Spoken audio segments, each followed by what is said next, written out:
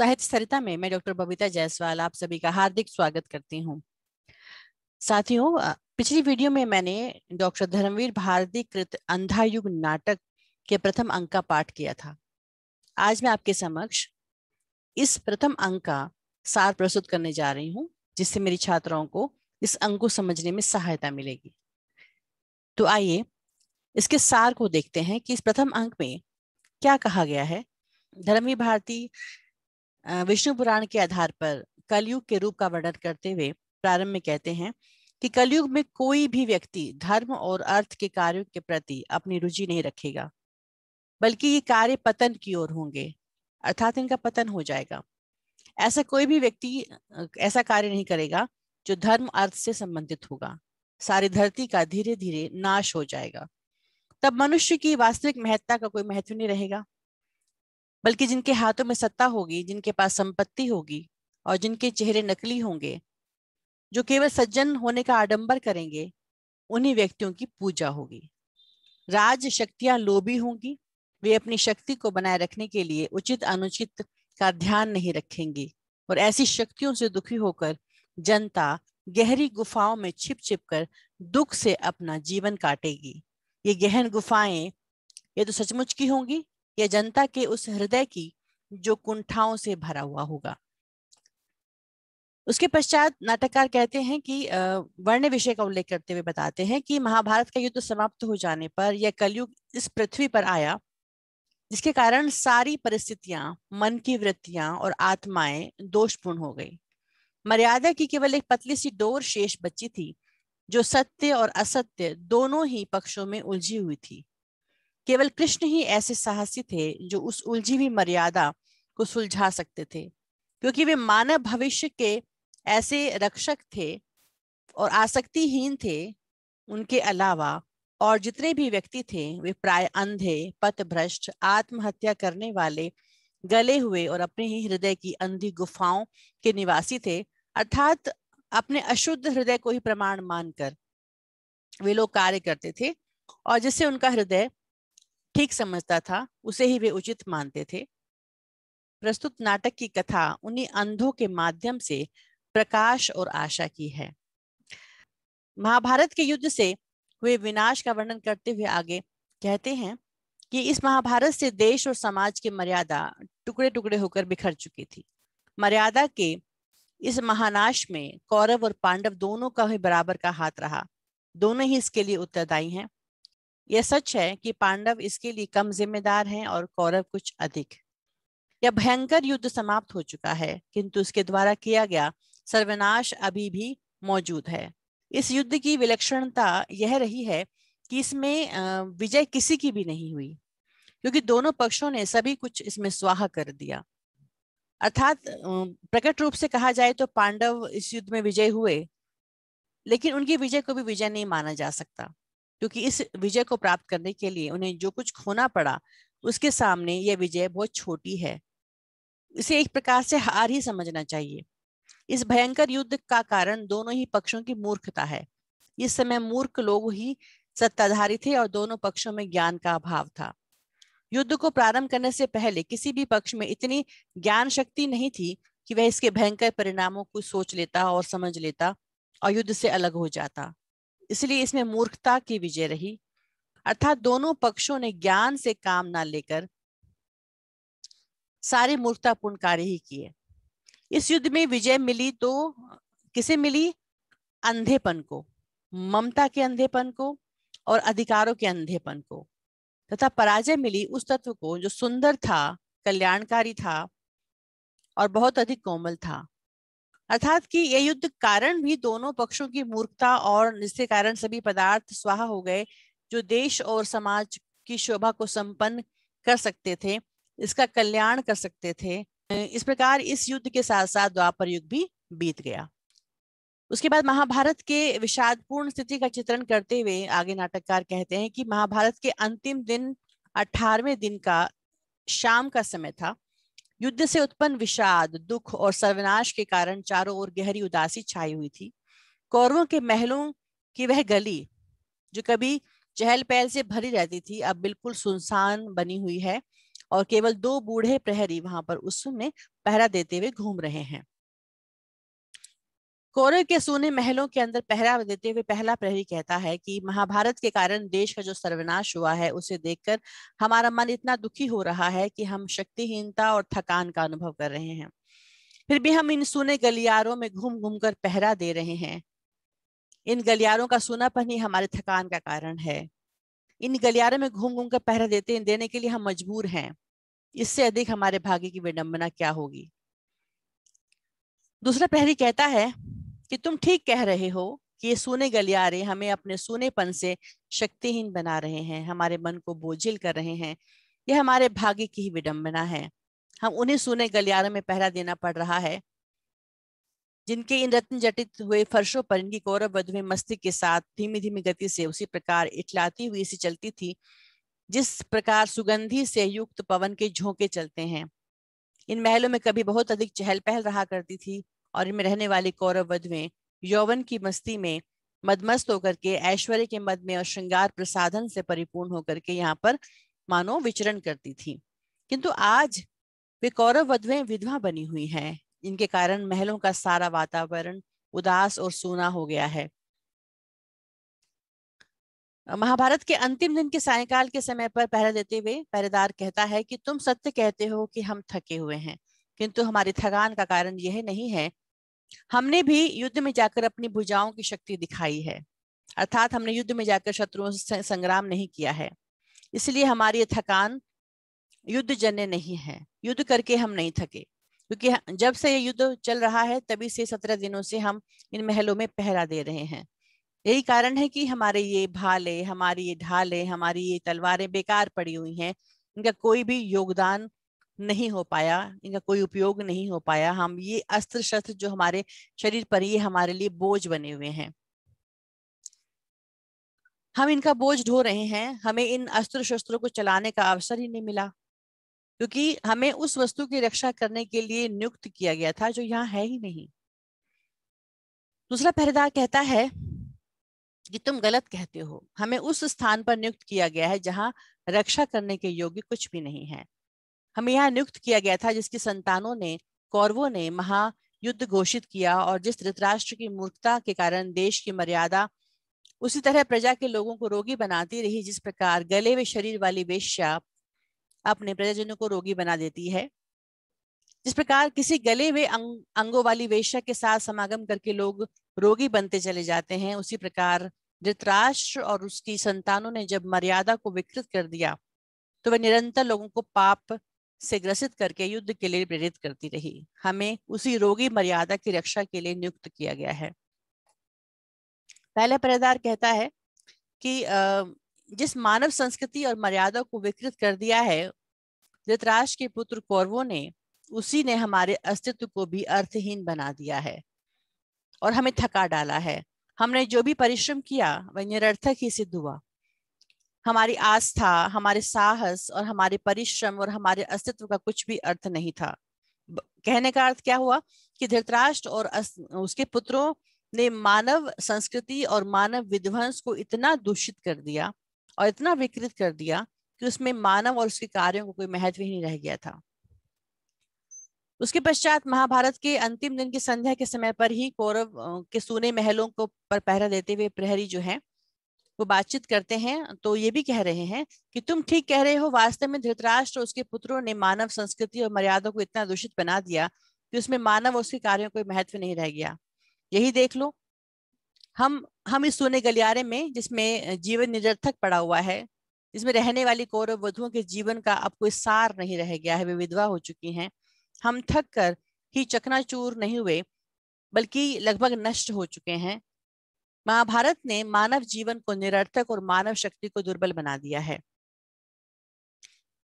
कौरवों के सोने महल के आसपास जब भयंकर ध्वनि सुनाई पड़ती है तो वे कहते हैं कि क्या तुम्हें भी यह भयंकर ध्वनि सुनाई पड़ रही है? यदि हाँ तो सही बताओ कि यह ध्वनि किसकी है और कहां से आ रही है। वास्तव में ध्वनि बड़ी भयंकर है। अचानक यह अंधकार क्यों हो गया है? देखो तो इस गहन अंधकार में मुझे तो कुछ दिखाई नहीं पड़ रहा। क्या तुम्हें कुछ दिखाई पड़ रहा है? हम अंधे राजा धृतराष्ट्र की प्रजा हैं, अतः अब जब हमारा राजा ही अंधा है तो हम किस प्रकार देख सकते हैं। पहला प्रहरी कहता है कि जैसा राजा होता है वैसी प्रजा होती है, अथवा हम उस राजा की प्रजा हैं जो विवेकहीन है। प्रकाश और अंधकार का ज्ञान उसे ही रहता है जो विवेकशील होता है। जब हमारा राजा ही अपनी बुद्धि विवेक को खो चुका है तो उसे उचित अनुचित का ज्ञान रहा ही नहीं है, तो हम ज्ञान और अज्ञान में, उचित और अनुचित में किस प्रकार भेद कर सकते हैं। शायद ये बादल आकाश में घिर आए हैं जिन्होंने सूर्य को अपनी कालिमा में छिपा लिया है, और उन्हीं के कारण से उस पर भूतल पर अंधकार छा गया है। दूसरा प्रहरी कहता है कि तुम गलत समझ रहे हो। आकाश में बादल छा जाने के कारण भूतल पर अंधकार छा गया है। वस्तुतः ये बादल नहीं बल्कि गिद्ध हैं जो लाखों करोड़ों की संख्या में अपने पंखों को फैलाकर आकाश में उड़ रहे हैं। यह देख लो, सारी कौरव नगरी का आसमान गिद्धों ने घेर लिया है, अर्थात सारी कौरव नगरी के ऊपर उड़ते हुए गिद्ध ही गिद्ध दिखाई पड़ रहे हैं। नाटक में विदुर का प्रवेश होता है। विदुर पहले प्रहरी से पूछते हैं, अपना परिचय देते हैं और कहते हैं कि मैं विदुर हूँ। गिद्धों की इस अपार संख्या को देखकर मैं बहुत भयभीत हो रहा हूँ। क्या धृतराष्ट्र ने भी इस भयानक दृश्य को देख लिया है? वह पहरेदार से पूछते हैं।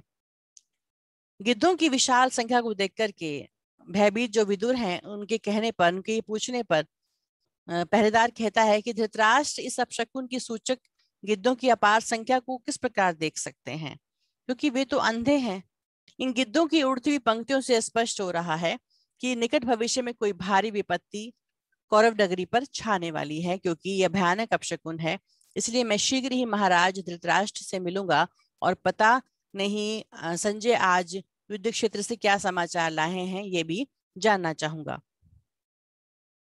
अभी तक कुरुक्षेत्र से कोई समाचार नहीं मिला है। अभी तक वह ज्ञात नहीं हो सका है कि बची खुची कौरवों की सेना हारी है या जीती है। मनुष्य को खाने वाला यह बादलों के समान महाभारत तथा भूखा गिद्ध समूह न जाने किनके शवों को खाएगा। राजमहल में उसी प्रकार की भयानक खामोशी फैली हुई है जिस प्रकार किसी मरघट में होती है। दुबली पतली गांधारी चिंता और शोक से डूबकर अपना सिर झुकाए बैठी है। धृतराष्ट्र की चिंता गत और शोकाकुल होकर अपने सिंहासन पर बैठे हुए हैं, और संजय अभी तक युद्ध क्षेत्र से समाचार लेकर नहीं लौटे हैं। इस प्रकार से कथा के अंतर्गत इस प्रकार से कथा का वर्णन किया जाता है। उसके पश्चात विदुर महाराज धृतराष्ट्र के पास जाते हैं और धृतराष्ट्र उन्हें संजय समझ लेते हैं और उनसे संजय का संबोधन करते हुए बात करते हैं।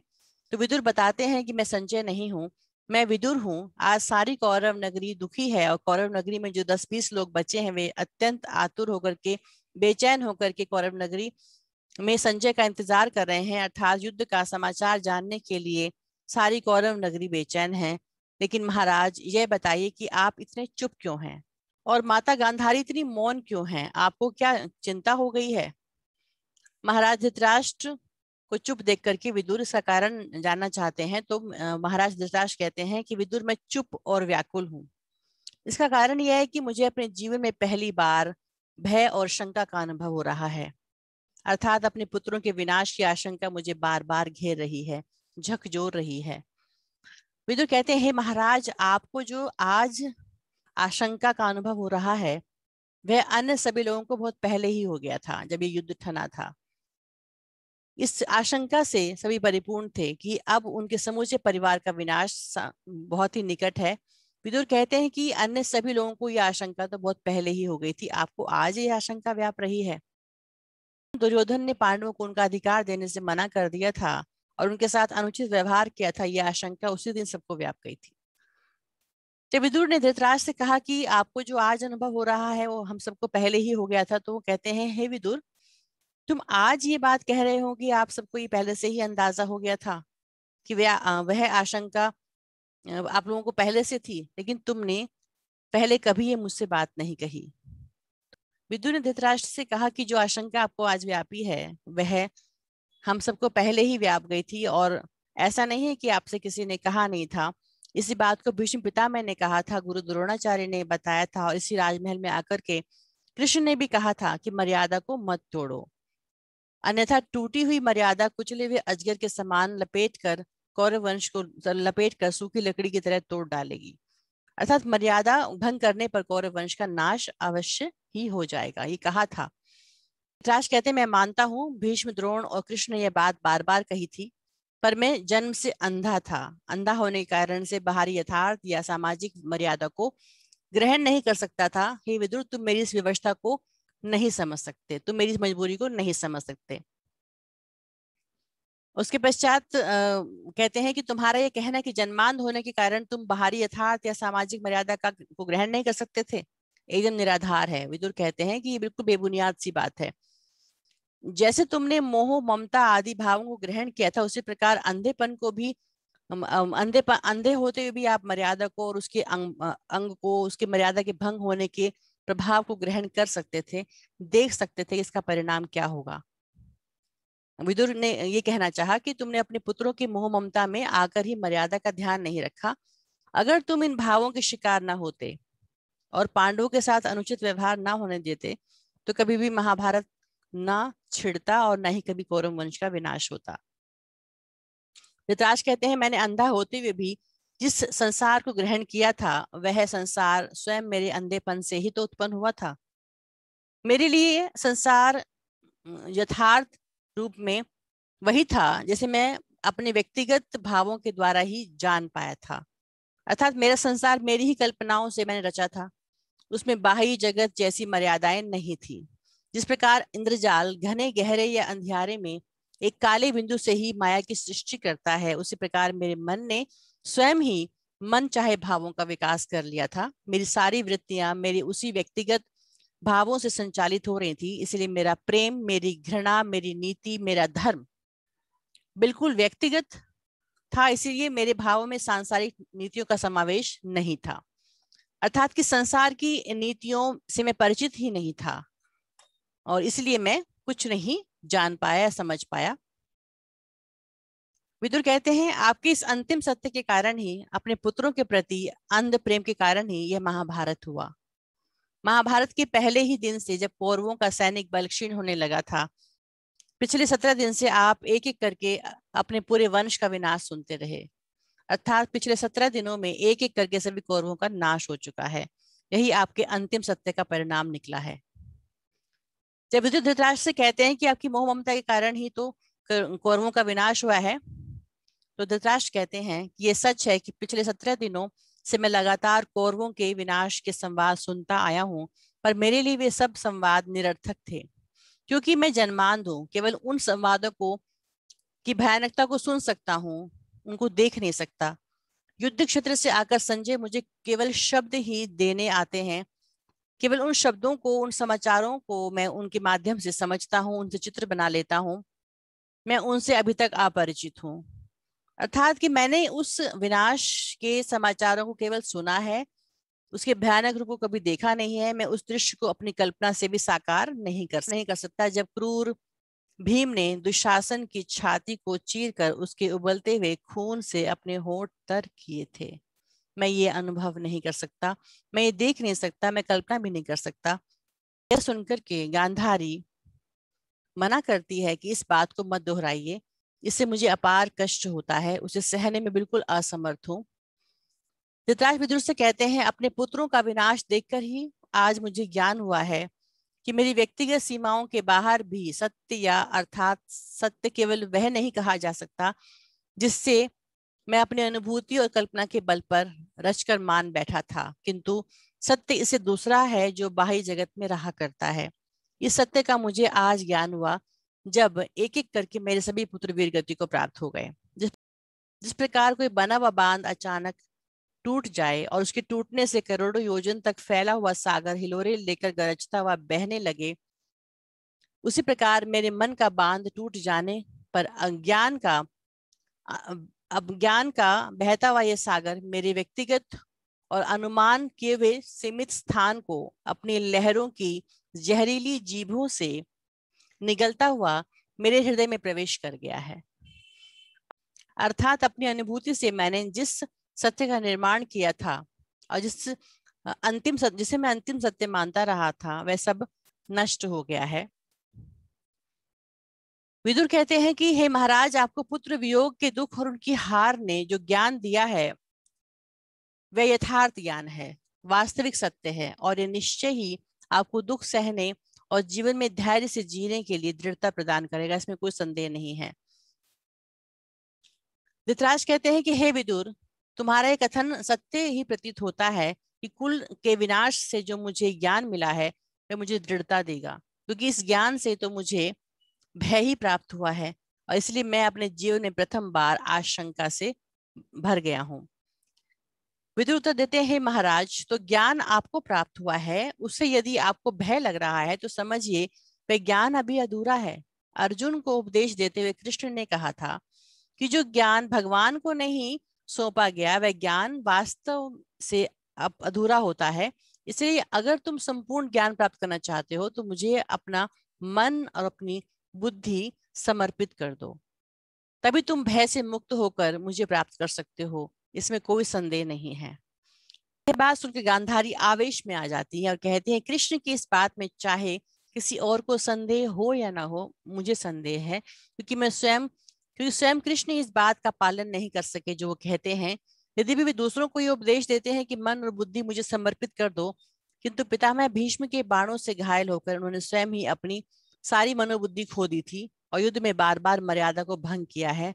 अतः ऐसे व्यक्ति की बात का विश्वास नहीं किया जा सकता जो स्वयं उस पर अमल ना कर सकता हो। तो गांधारी आवेश में आकर के कृष्ण के खिलाफ इस प्रकार से बात करती है। और धृतराष्ट्र कहते हैं, गांधारी शांत रहो, कुछ भी मत बोलो, किसी को दोष मत दो, सारा दोष मेरा है। अंधा होने के कारण से मैं वस्तुस्थिति को नहीं पहचान सका, इसलिए महाभारत का युद्ध हुआ और इसलिए कुल का नाश हुआ। लेकिन गांधारी आवेश में ही कहती है कि आप अंधे थे, लेकिन सच में यही है कि अंधी मैं नहीं थी। ये सच है कि आप अंधा होने के कारण से वस्तु जगत को नहीं देख सके, लेकिन मैं अंधी नहीं थी। मैंने उन बाहरी संसार को अच्छी तरह से देखा था और उसका ज्ञान भी प्राप्त किया था। इस बाहरी जगत में मैंने देखा है कि यहाँ पर धर्म और नीति मर्यादा से सब केवल दिखावा है, दूसरों को छलने के साधन मात्र हैं। यहाँ पर जब किसी बात का निर्णय करना होता है तो ज्ञान और मर्यादा सब व्यर्थ सिद्ध हो जाते हैं, अर्थात इनकी कोई भी परवाह नहीं करता। ऐसा लगता है कि हम सभी के मन में कहीं ना कहीं कोई ऐसी अंधी गुफा है जिसमें भयानक पशु, अंधा पशु निवास करता है। कहने का भाव यह है कि जो सदाचार से हटकर दुराचरण करता है और उसके कारण से वह मनुष्यत्व को छोड़कर पशु जैसा भयंकर और विवेकहीन रूप धारण कर लेता है। यही पशु रूप मनुष्य के ज्ञान का स्वामी है, उस पर नियंत्रण करता है। इस संसार में जो नैतिकता, मर्यादा, अनासक्ति कृष्ण को समर्पित की जाती है, वे सब मनुष्य को केवल उन वृत्तियों को ढकने के लिए है जो अंधी है, विवेक शून्य है और जिनमें देखने की, सोचने समझने की शक्ति बिल्कुल नहीं होती। संसार के इन झूठे आडंबरों से मुझे घृणा थी, इसीलिए अपनी ही इच्छा से मैंने आंखों पर पट्टियां बांध ली थी ताकि संसार के इस दिखावटी और हानिकारक रूप को मैं देख न सकूं।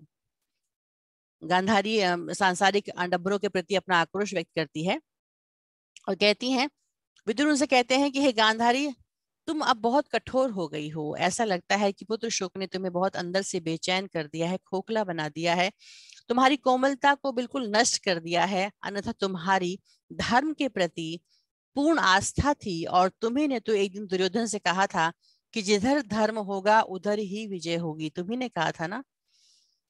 तो गांधारी कहती हैं, उत्तर देती हैं, हे विदुर, यह सत्य है कि मैंने दुर्योधन को उपदेश देते हुए कहा था कि मूर्ख, जिधर धर्म होगा उधर ही विजय होगी, किंतु इस महाभारत में तो धर्म किसी और नहीं था।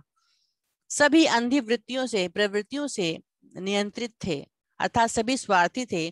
और तो और जिस कृष्ण को तुम प्रभु कहते हो, उसने ही मर्यादा का कोई ध्यान नहीं रखा, बल्कि अपने हित में मर्यादा को बदलता रहा। अर्थात जिस बात से उसे लाभ हुआ उसे ही उसने मर्यादा मान लिया। वह बहुत बड़ा धोखेबाज है, वंचक है। भगवान कृष्ण से प्रार्थना करते हुए विदुर कहते हैं, हे भगवान, क्षमा करना, माता गांधारी जो कुछ कह रही हैं वह उनके मन की कठोर निराशा से निकली हुई अनास्था है। ये कठोर अनास्था भी आप अपने चरणों में स्वीकार करो। अर्थात इसकी और कोई ध्यान मत दो, क्योंकि यदि तुम आस्था को स्वीकार करते हो तो ये अनास्था भी तुम्हें ही स्वीकार करनी पड़ेगी। हे प्रभु क्षमा करना, माता गांधारी पुत्र शोक से अत्यंत दुखी हैं, इसलिए उन्हें मर्यादा का ध्यान नहीं रहा और इसलिए आपके प्रति अनुचित शब्दों का प्रयोग कर रही हैं।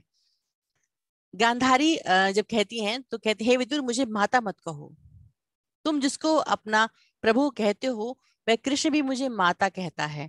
यह माता शब्द मुझे इतना दुखदाई प्रतीत होता है जैसे कोई लोहे की जलती हुई सलाखों को मेरी पसलियों में घुसा दे।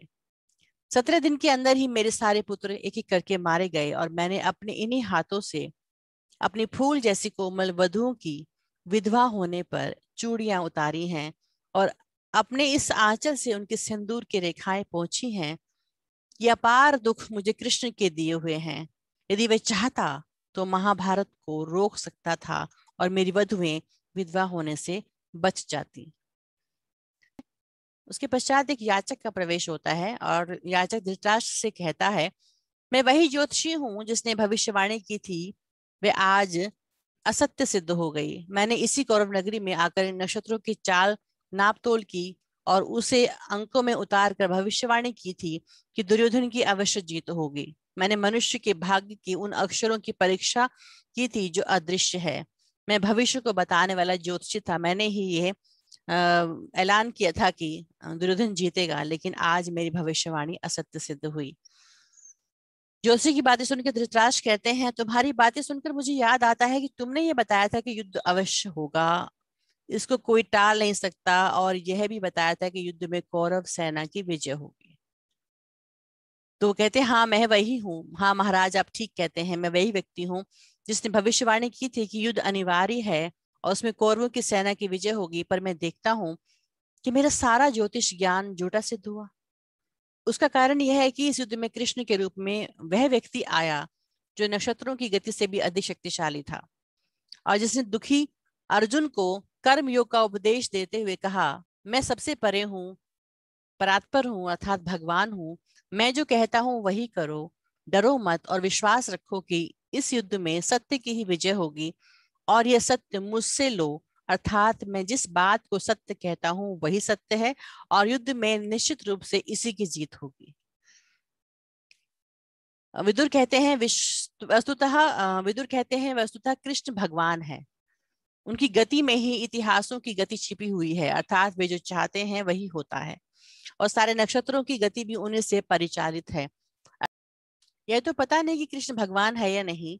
हाँ, उस दिन अर्जुन को जो रणभूमि में उन्होंने उपदेश दिया था उसे अवश्य सिद्ध हो गया था कि जब कोई मनुष्य आसक्तिहीन होकर इतिहास को चुनौती देता है, उस दिन नक्षत्रों की दिशा बदल जाती है।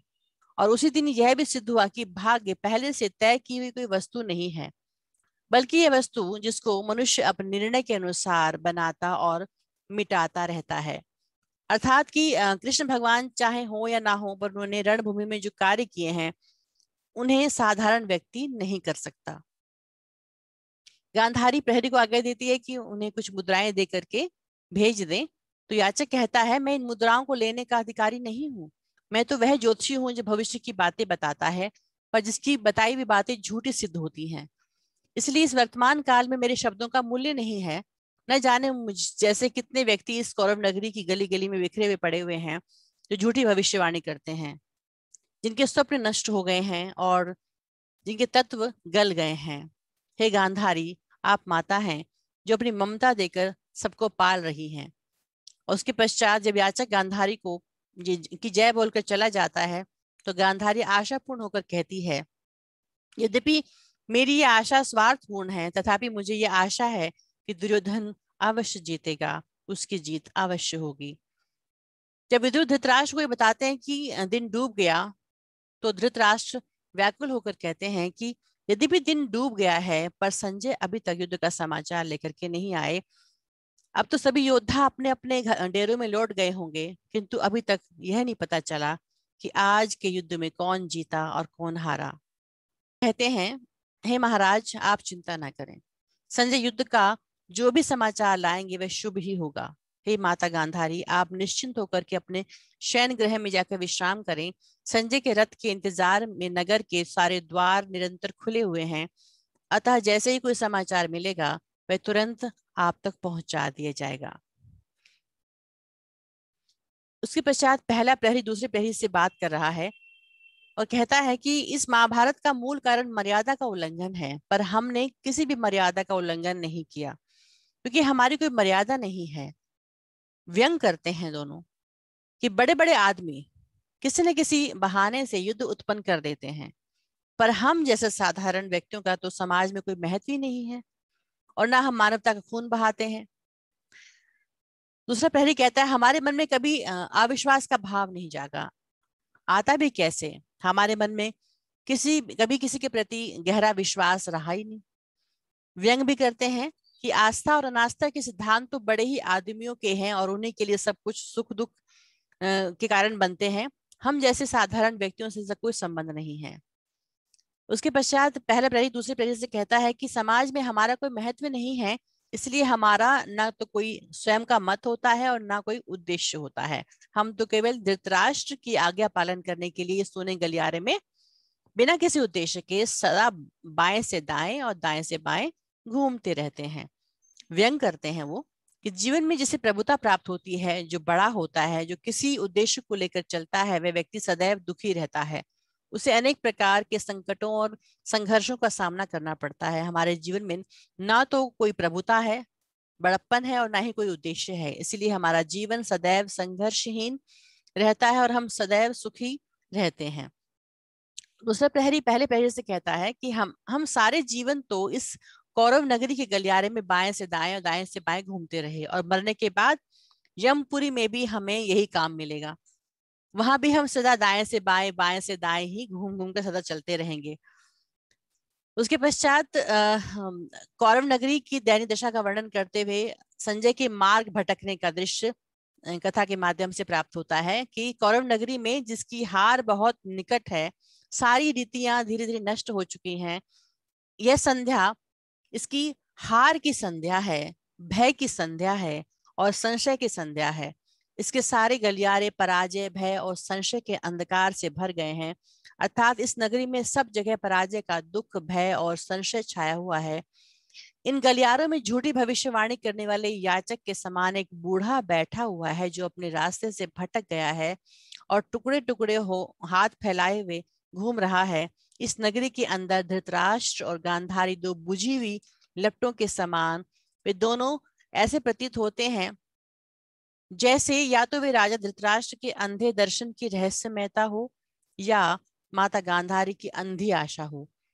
वह संजय जिसको तटस्थ रहने का वरदान मिला है और जिसको यह भी वरदान मिला है कि उसके लिए कोई वस्तु दुर्बोध नहीं होगी और राजा धृतराष्ट्र से सब कुछ सत्य कहेगा, वह ब्रह्मास्त्रों से, भय से, उलझन से, संशय से मुक्त रहेगा, अर्थात जिस पर न तो किसी ब्रह्मास्त्र का प्रभाव होगा, जिसे न किसी प्रकार का भय होगा, जो किसी भी प्रकार के उलझन में नहीं फंसेगा और जिसे किसी प्रकार का संशय नहीं होगा, वही संजय इस ममता रूपी रात के कारण अपने मार्ग से न जाने किस कांटों से भरे हुए रास्ते में भटक रहा है। तो यह था धर्मवीर भारती के नाटक अंधा युग के प्रथम अंक का सार। आशा करती हूँ आपको थोड़ा समझने में आसानी होगी। दूसरे अंक के पाठ के साथ में आपसे फिर मुखातिब होंगी। तब तक के लिए नमस्कार।